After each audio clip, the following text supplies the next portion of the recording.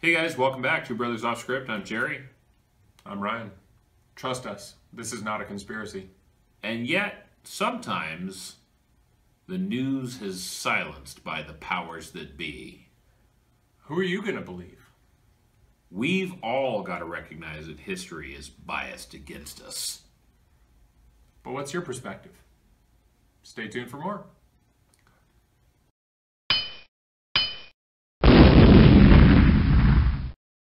So the concept today is really that everything that we see, whether it's the history books we read, the internet story that we go to, the YouTube video that we watch, The clickbait, the radio news, the headlines to keep you in suspense until they get to the actual meat of the story.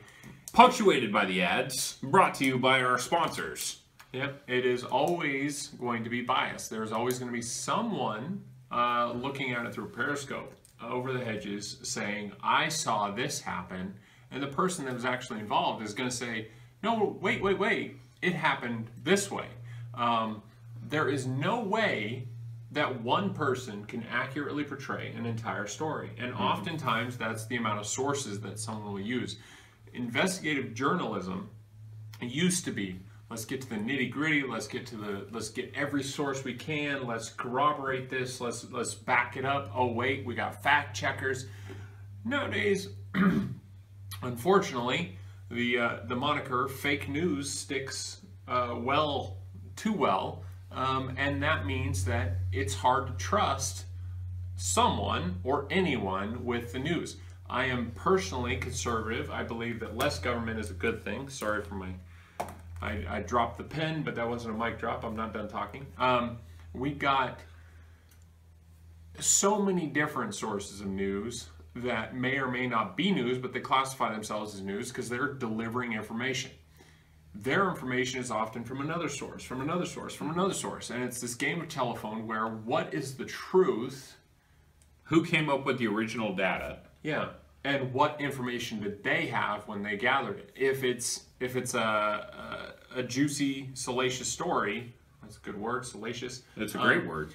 There is no, I mean, he said, she said, or you hear, it doesn't matter. Yeah, and you hear sources are now telling us that so-and-so did this with them. And sources are now telling us that so-and-so cheated on their taxes. And sources are now telling us that Jim and Sally hooked up in the back boat shed. Deny. Deny. Yeah. It's all fake. Don't talk to a cop without a lawyer. This is the same type of thing, because in this day and age, a bad word is the same thing as a legal accusation. No one has to take you to court anymore to ruin your reputation. They just have to say you did something. Unfortunately, people do bad things. And it's true. And we know what those things are, right? And they're terrible, right? So if someone who is in a public, not even necessarily even in a public space, right? They don't have to be a politician. If someone personally or privately is accused of sexual harassment, if they're accused of sexual assault, if they're accused of racism, if they're accused of a phobia or hate speech, right? Did they do it or not? It doesn't matter as much as is there offense or not. Yeah. And this is not a defense of people, like you said, who do bad things. People do bad things. This is a defense of the person who's looking in from the outside, and I think all of us have to be skeptical of the information that we see, because everything we see has an angle. As one person said, it's the right and left. The social justice warrior, otherwise called by the same person as the social jihadi. They're in it to win it. They want to tear down the system. They want to change the ability of certain individuals to speak their mind, unless they're on the same mind. Unless you have the same exact aspect or lifestyle as they do, then you're wrong. And that's unfortunate, because I think as a cisgendered white male, I'm doing a pretty good job of raising a family or having a family and having a job and paying my taxes and doing everything I'm supposed to do according to the law, less than according to, I guess, society in general. Even though I don't think there's that many people that are actually on this train, I think they just speak louder than the rest of them. So most people don't mow their lawns every week. Man, I need to get a lawnmower. Right? Most people don't repair things that are broken around their house. I do more of that at work. Most people don't always fill the car up all the way.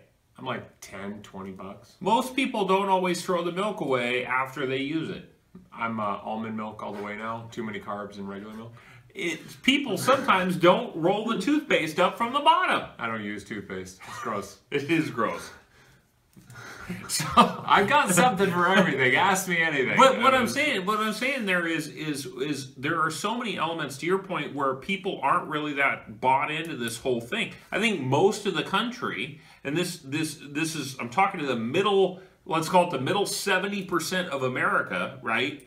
Who is not hard, they're taking my guns. Not hard anyway. Hard, I'm illegal and I should be allowed to stay in the country, or hard, if you disagree with me, you shouldn't be allowed in the country. I believe that if you are a person who is interested in being better, being productive, being contributive to society in general, it be that just I want to get a job, I want to pay my taxes, and I want to come home to my house, which also is a tax, and I want to provide a service, as opposed to I want my food stamps and I want my free driver's license and I want my all my 19 kids to be paid for by someone else, then you're doing the right thing in general. It is perspective. We might be off news a little bit, but this is one of the main topics in news nowadays is social equality. Social equality. Society's mandate, I guess, to take care of everyone else, right? And by everyone else, I mean I take care of me first, right? Before, and this is something I was thinking about the other day. It's me before we. It's you before them. It's us before everything else, right? So like my priorities are in that order. I have to be selfish, right? If I live, I can provide for my family. If someone dies, I can, I mean, I'm not even going to keep going in this vein of the things, but it's like if you are not around, then what do you care anymore? But I want everyone to understand that I've talked about selfishness before. Sure. And it's selfish to have a job. Yeah, but you're not trying to pursue. I'm not trying to pursue myself as the priority, though. I'm trying to provide for me so I can provide for someone else. I didn't think about getting a job, a better paying job, so that I could just give away more money to somebody else. I thought about, man, I got a family now. I have to be able to give myself the same level of entertainment value that I had before I had a family and responsibility. So I got more money so I could continue to pay myself, essentially. My family costs me more and more money every day. A bigger house, better cars, more kids, more cats, more dogs, whatever it is. I've got to pay for those things in some way, shape, or form. Carpet cleaning. Carpet cleaning.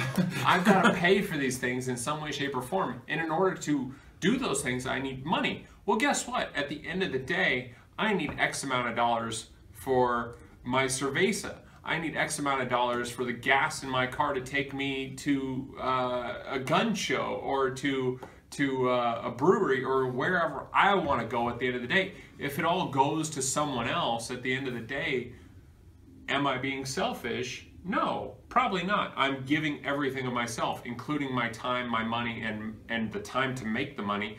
But at the same time, I could also make more choices that reflect positively in my life, like I want to buy a better gaming system. I want to buy the next Xbox. I want to buy a bigger computer. I want to buy something for me that in no way, shape, or form, no way, period, end of story. I understand games do not benefit the significant others and loved ones, but if they benefit me and make me feel better, then maybe I'm a nicer person to the other person. So I make more money for me. That's truth. That's truth, right? That's my truth. So and there I'm biased. Yeah, I know, right? So with all these topics, like we try to take it back to where is the lesson in this, right? And the lesson of bias is that it should make you skeptical. When you read something on the internet that you don't understand the terminology or you don't understand the language that's being used, there was this whole gun debate is raging right now, and it doesn't even matter what side you're on. It doesn't matter. But you know what does matter is that you understand what the words mean, right? It matters if you have an opinion on this. I'm seeing people on my Facebook feed posting, oh, this is great, this is bad, this is great, this is bad. Here's my picture, here's my gun, here's my sign that says I don't want people to have guns. Here's kids walking out of school.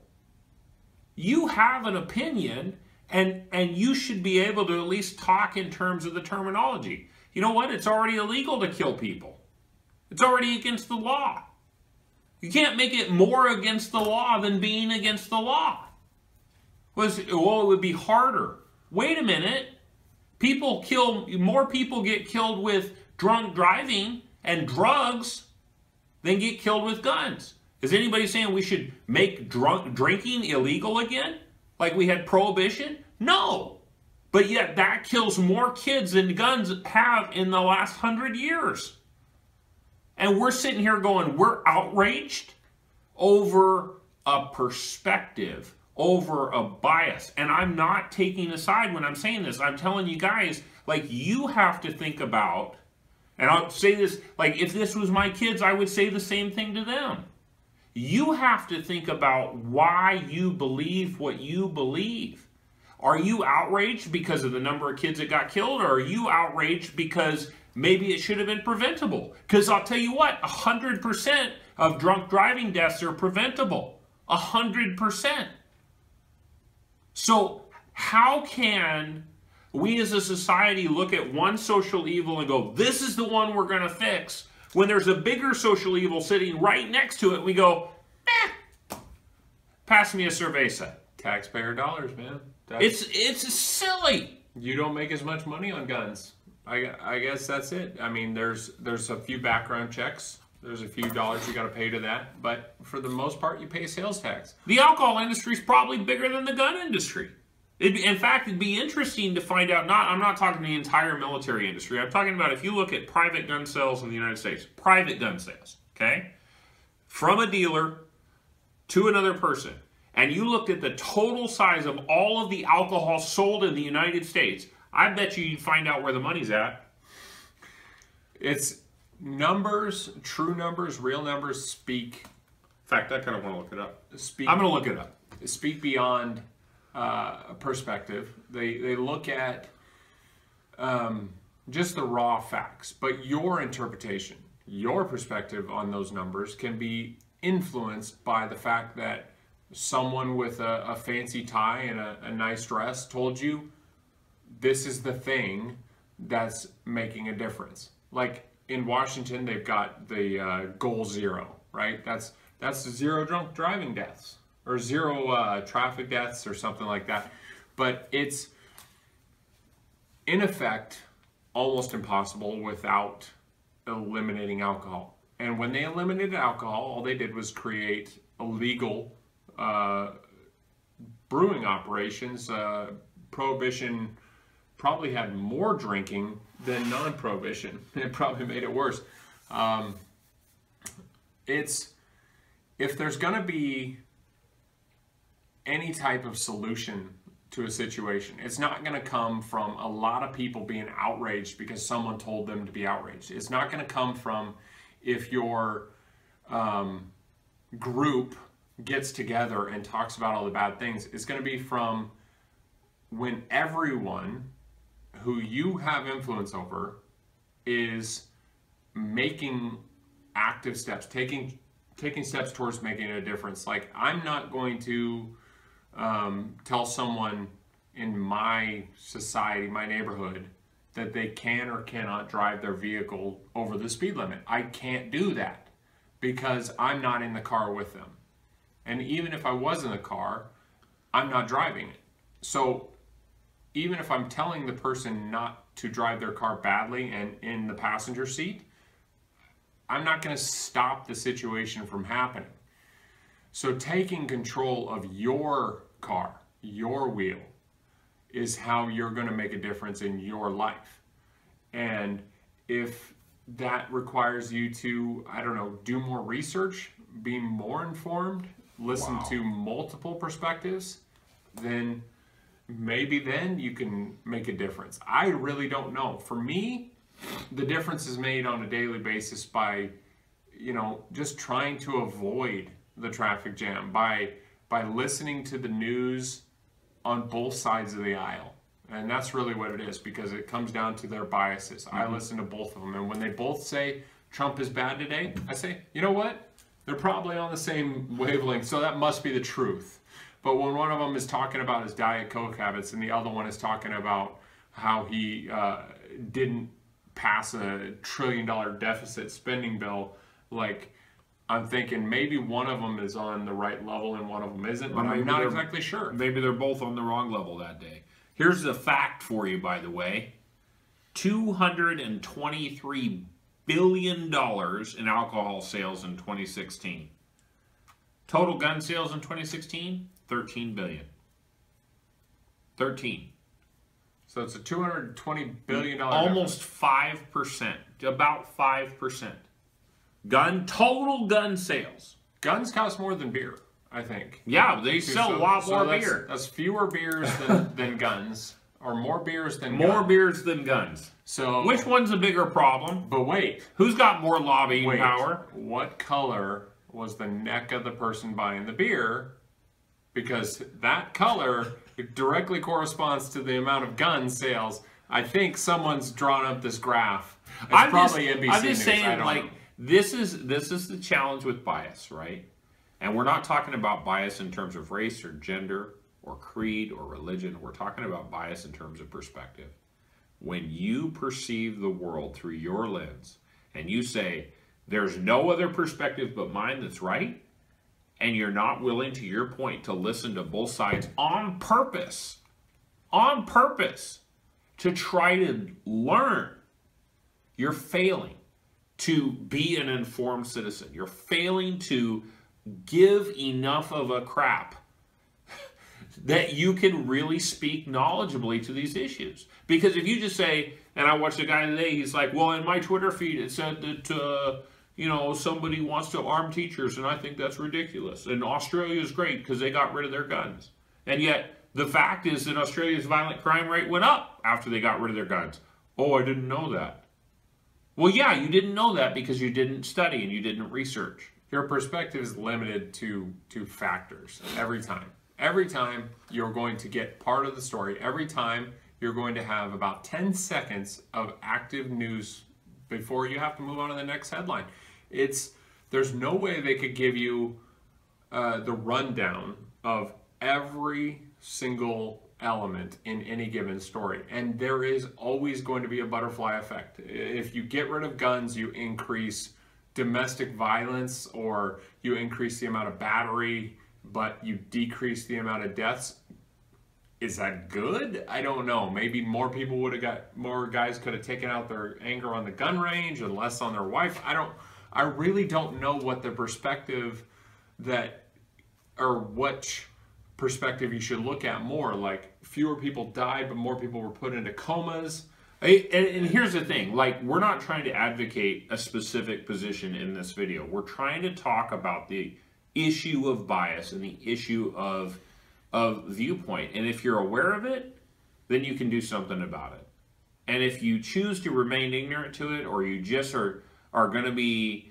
if you're only going to take one bit of information and speak that as your gospel after the fact. Like, oh, Fox News said this. Oh, MSNBC this. Oh, the CNN said this. And Phil DeFranco said this. You relay that information. It's when your relay of part of the story, and it plays that game of telephone. Like, sure, so and so said this. They're passing it on because everyone nowadays wants to be part of it. We're all so connected that we're going to move information from one person to the next. If you are the pipeline head, if you are the person who everyone trusts and believes, it's your duty, like in this world, it's your duty to only pass on truth. It's your duty, not my truth, your duty to pass on the absolute truth. If you want to be the most informed person on the planet, I mean, look at all the perspectives. Do your own research. Actively look at not just news stories, news, late quote. Look at, papers. There's scientists out there who aren't biased in the sense they're just trying to find the information out so they can pass it on to the smarter person. And there's a lot of stuff that gets swept under the rug because it's not sensational. So remember that stories can be bought and sold. People can be paid and bribed. Advertisers can influence news and content. Clicks can be a powerful motivator. And sensationalism in the current state is what makes people click. And when you know that and you understand that, you'll be wiser for it, and you'll be a little bit more skeptical, and you'll be a little bit less outraged, and you'll know a little bit more. I agree. Guys, thanks for watching. If you like what we're doing, hit that subscribe button, leave us a comment. Hopefully we'll see you soon. Later.